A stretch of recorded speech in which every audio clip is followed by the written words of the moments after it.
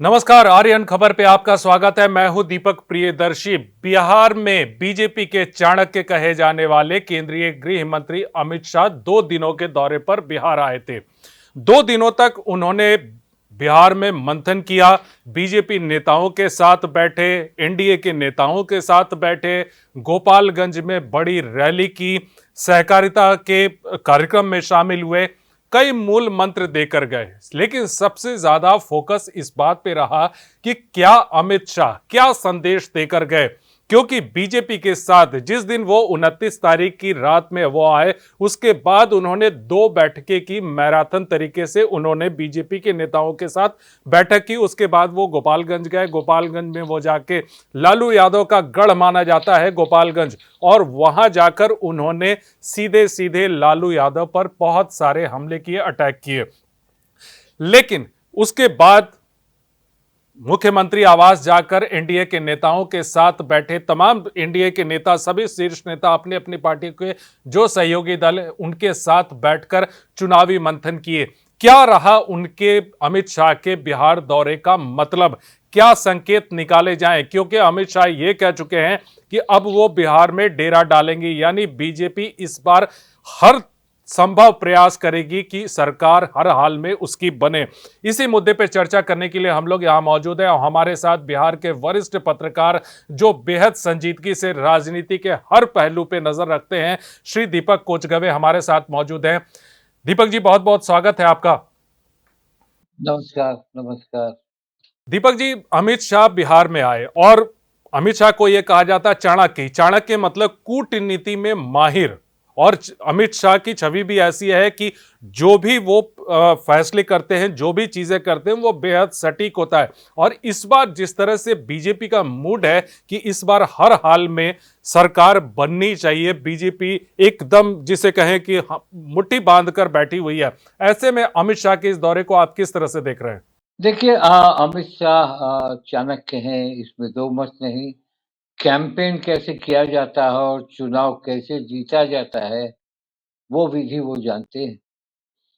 और अमित शाह जब कैंपेन शुरू करते हैं किसी राज्य में, वो कैंपेन इस तरह से बिहार में उन्होंने शुरू किया, उसी तरह उन्होंने बंगाल में भी शुरू किया था, उसी तरह उन्होंने दिल्ली में भी शुरू किया। वो मोटिवेट करते हैं अपने कार्यकर्ताओं को और उनके कार्यकर्ताओं का क्लास भी लेते हैं, समझाते भी हैं, बताते भी हैं। तो लोगों के दिमाग में जुबां पे ये बात चल रही है कि बिहार के विकास का साफ प्लान क्या है। आपने देखा कि नीतीश कुमार को लेकर जो दोनों के बीच तनाव था और जो बयान उन्होंने दिया था कि चुनाव के बाद डिसाइड होगा कि कौन मुख्यमंत्री होगा, उसके बाद ये जो सवाल है, अमित शाह पर्दे के पीछे से काम कर रहे थे बिहार में। वो बहुत कम इंटरेस्ट ले रहे थे या नहीं लिया जा रहा था, मगर जब कल वो आए तो आपने देखा हो कि मंच पर अमित शाह और नीतीश की क्या ब्रांडिंग हुई। आप ब्रांडिंग में आपने देखा कि नीतीश कुमार को उन्होंने खुद हाथ पकड़कर वो बड़े माला के बीच में वो लाए। हालांकि जिस तरह से उन्होंने अपने कार्यकर्ताओं का क्लास लिया या उनके साथ मंत्र दिया, वो मंत्र पहले दिया, उसके बाद वो सहकारिता विभाग के जो सरकारी आयोजन में आए और उस सरकारी आयोजन में उन्होंने जो बातें कही, उस तो साफ झलकता है कि चुनाव का कैंपेन उन्होंने उस सरकारी कार्यक्रम से शुरू कर दिया। और उन्होंने कहा, उन्होंने नरेंद्र मोदी की 90% कामों की चर्चा की और ये कहा कि नीतीश बाबू ने बिहार को बहुत संभाला है, जंगल राज से बाहर किया है। लोगों के मन में ये इच्छा थी कि ये कहें कि अगले मुख्यमंत्री नीतीश कुमार ही होंगे, मगर नेतृत्व में उन्होंने कहा कि जनता दल यूनाइटेड, भाजपा और हमारे जो सहयोगी दल हैं वो मिलकर एनडीए की सरकार बनाएंगे, एनडीए की सरकार बनाएंगे। लोग ये चाह रहे थे कि ये बात क्लियर हो जाए। मगर देखिए दीपक जी, एक बात है, अभी चुनाव में अगर विलंब है 5-6 महीने का, तो ठीक है, ये शुरुआती दौर है। मगर मुझे कहीं न कहीं दिल में ये बात लगती है कि कहीं चुनाव पहले तो नहीं हो जाएगा। कहीं चुनाव जिस तरह से कल का कैंपेन था और कल जिस तरह से नरेंद्र मोदी ने सरकारी मंत्रालय में योजनाओं का शिलान्यास किया, लाभ सहायता राशि दी लोगों को और कोऑपरेटिव के बारे में बहुत कुछ बताया, फैक्ट के बारे में बताया, तो और बाद में वो आ गए लालू प्रसाद के,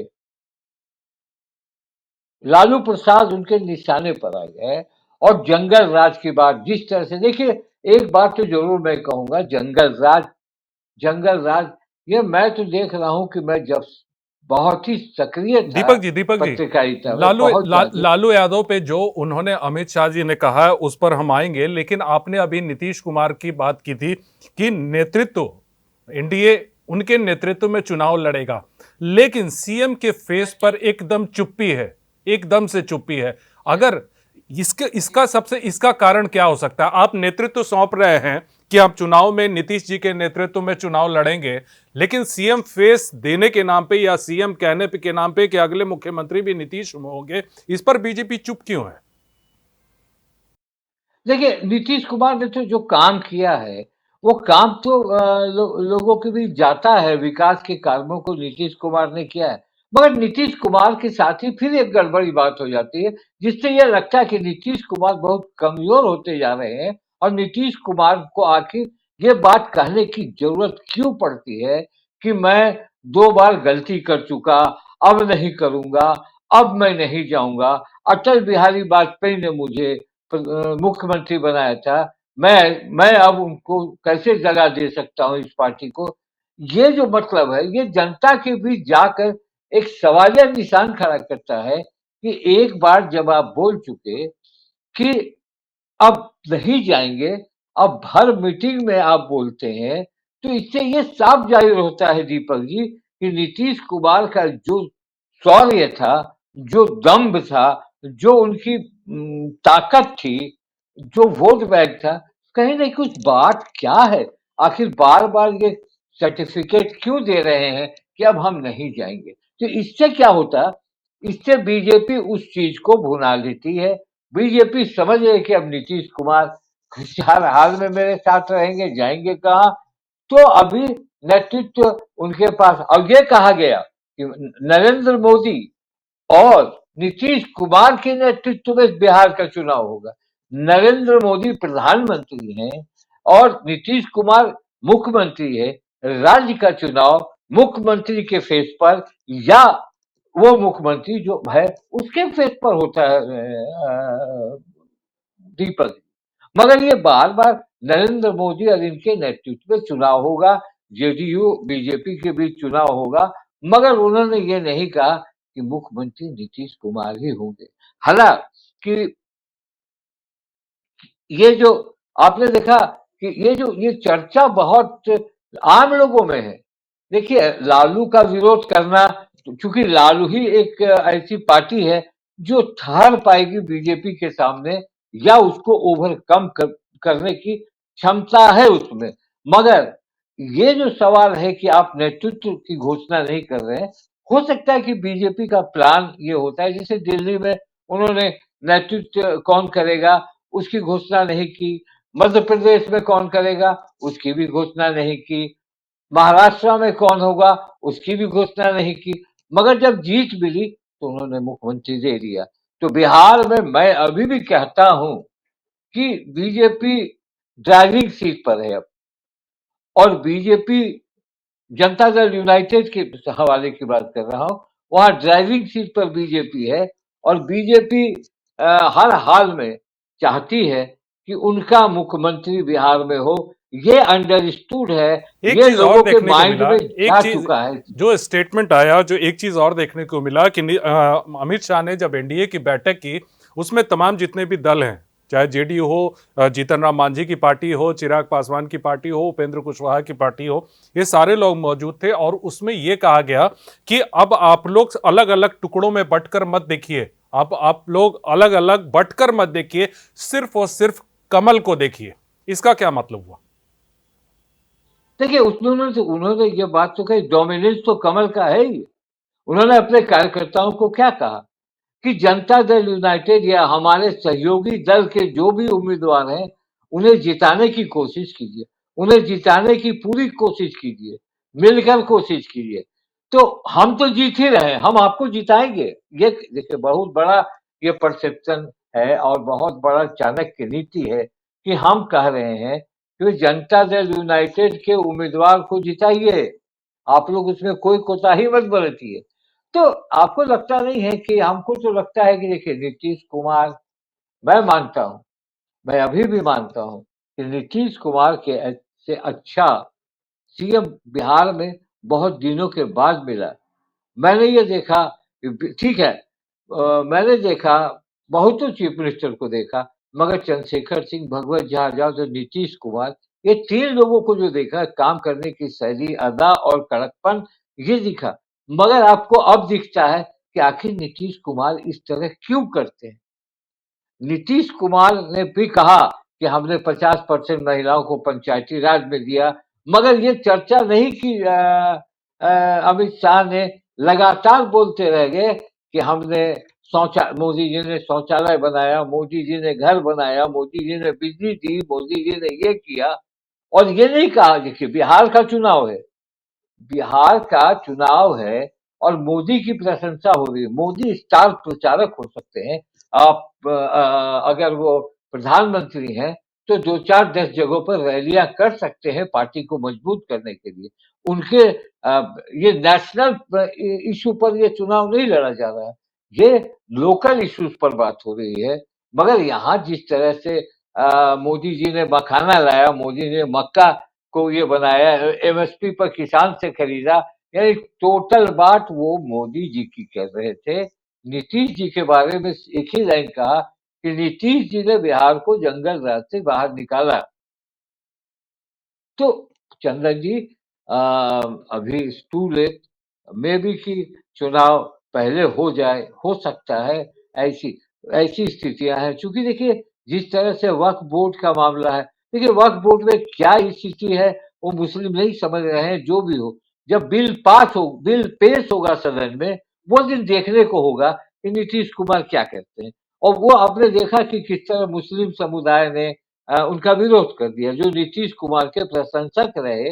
नीतीश कुमार, आज भी हमने बाइट सुना, लोगों ने कहा कि मुस्लिम लोगों ने कहा कि नीतीश कुमार बहुत अच्छा काम किए मुस्लिमों के लिए, ये किया वो किया। मगर आज उस पॉइंट पर नीतीश कुमार को बीजेपी ने फंसा दिया। आज वो जानती है कि मुस्लिम हमें नहीं वोट करेगी, नीतीश जी को अगर वोट नहीं करेगी तो उनकी संख्या घटेगी, उनकी संख्या घटेगी तो वो कमजोर होंगे, और वो कमजोर हो गए तो हम मजबूती से आगे बढ़ाएंगे। तो ये सारे सवाल है। और देखिए, आकर गोपालगंज में जिस तरह, देखिए, गोपालगंज उन्होंने क्यों चुना? गोपालगंज उन्होंने इसलिए चुना कि वो लालू का गढ़ है, तो उनकी उनको तो लालू से लड़ना है। अब लालू कितने सफल हो गए मैं नहीं कह सकता, किस आपने तरह से लालू यादव की आप महागठबंधन तैयार होगा वो भी मैं नहीं कर सकता, जी, आप क्योंकि लालू यादव की बात कर रहे हैं महागठबंधन दीपक में जी। बहुत पेच है।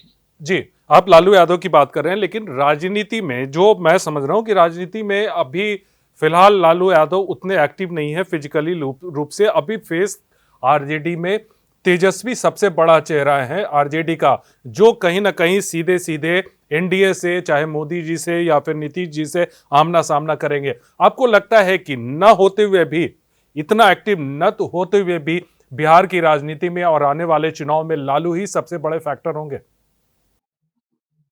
नहीं, मैं अब देखिए, ये प्रकृति की ये है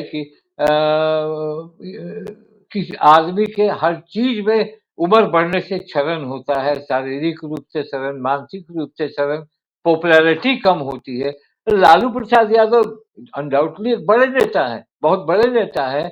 और मैं मानता हूं कि लालू प्रसाद यादव जो जो सामाजिक न्याय की धार थी, वो धार हर लोग जानते हैं। और उनके धार के चलते आज बहुत लोग अति पिछड़ा पिछड़ा लोग एमपी हैं, एमएलए हैं, मिनिस्टर हैं।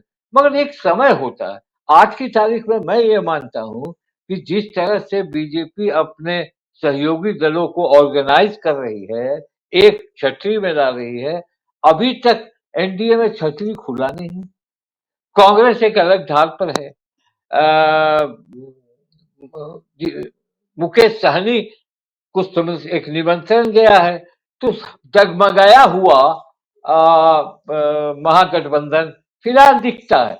ये भी हो सकता है पप्पू यादव क्या करेंगे, वो उन पर हमला, तो चारों तरफ से हमला तेजस्वी यादव पर है।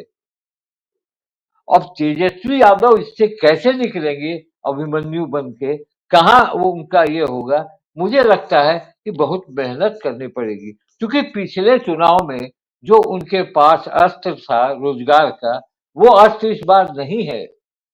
तो हाँ ठीक है, उनका वोट बैंक है, एमवाई तो है ही है, मगर एमवाई में भी बहुत तोड़ फोड़ होने की गुंजाइश बनती है, चाहे प्रशांत किशोर हो, पप्पू यादव हो, ओवैसी हो। तो कहीं ना कहीं इस बात को तो आप ये मानते हैं, आपको लगता है कि लालू यादव जितने बड़े फैक्टर बिहार की पॉलिटिक्स में पहले हुआ करते थे शायद अब नहीं है, और इसी का फायदा जो है अभी बीजेपी को मिल रहा है? क्या हुआ, एक बार और बताएं।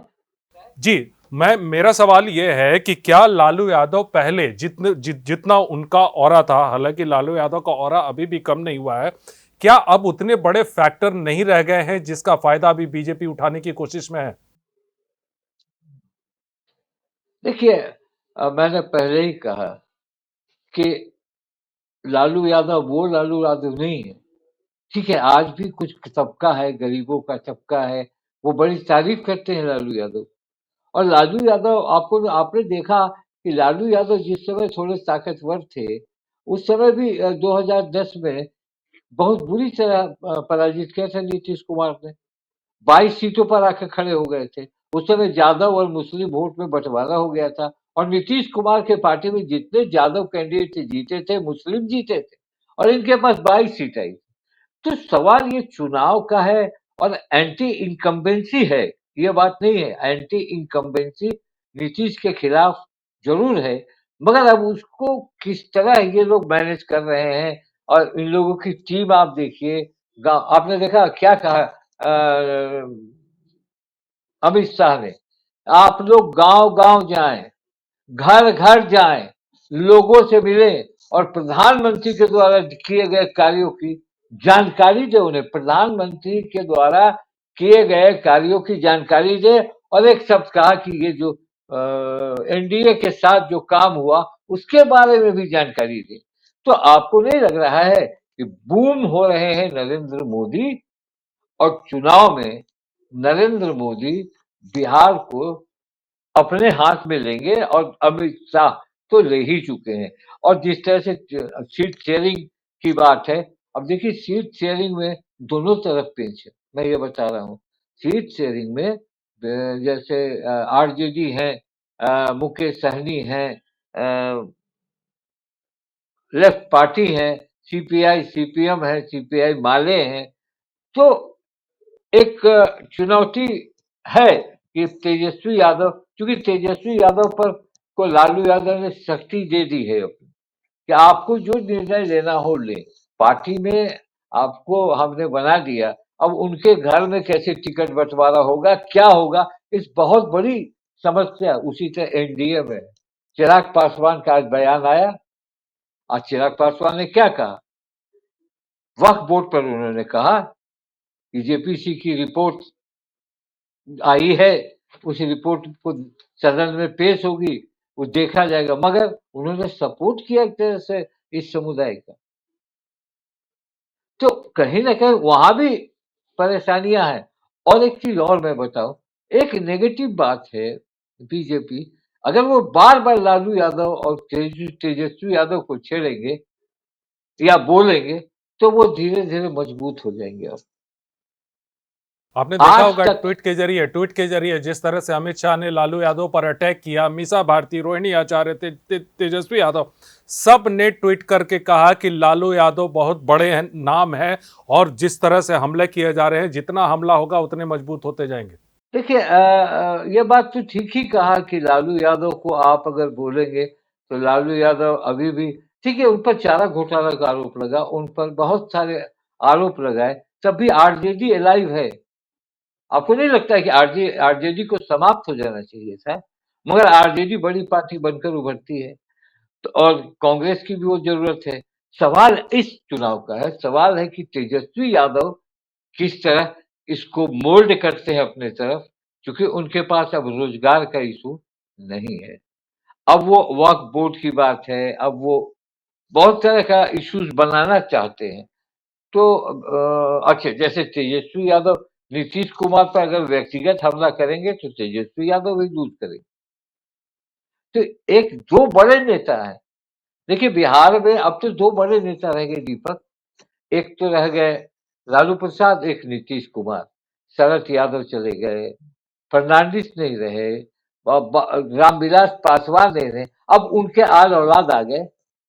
एक नई तरह की राजनीति होने जा रही है बिहार में इस 25 के चुनाव के बाद, जब आपको युवा चेहरा दिखेगा और बहुत दिन तक आप काम करते हैं, तो 60 साल में हमें रिटायरमेंट मिलता है कि नहीं मिलता है? इसलिए मिलता है कि हमारी इंटेंसिटी कम होती है, पोटेंशियलिटी पोटेंशियल जो हमारे में है वो है, मगर इंटेंसिटी कम होती है।